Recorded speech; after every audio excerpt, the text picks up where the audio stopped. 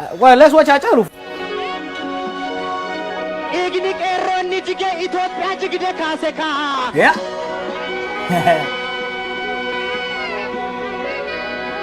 Igni keronni jige Ethiopia wali tararseka. Nansobe jolle oramo. Nansobe jolle biyako. Igni keronni jige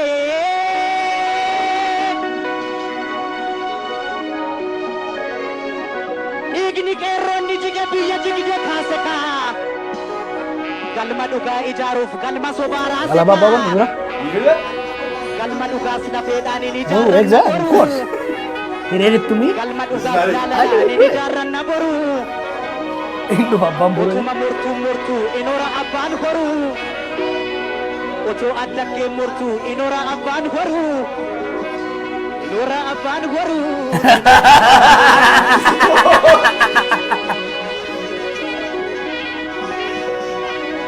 Abaye bacholoni nebu Abuko Este mane mandi zaman mana tak?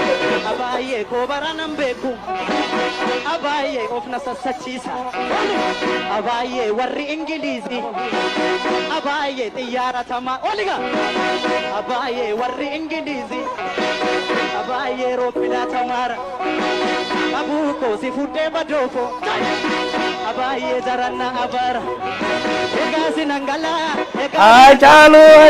Agar hear this one.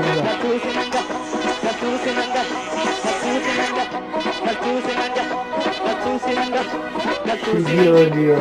Abaye bacholoni negu Abuko himma marratisa Abaye ko baranam beku Abaye ofasa sichisa Abaye akanatti sete Abuko Hello.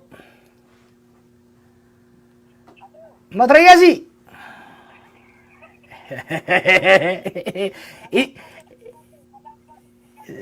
Si ko ani jara ko mami anu sodaadhan si ilaalaa ture taa'eetani maal jedha bakka onnee koorraa naa dubbatte bo onnee koorraa lakka bo dhugaa har'a Oromoo hunda irraa dubbatte beektaa garaa Oromoo hunda waanuma jiru dubbatte. Video kana gaafa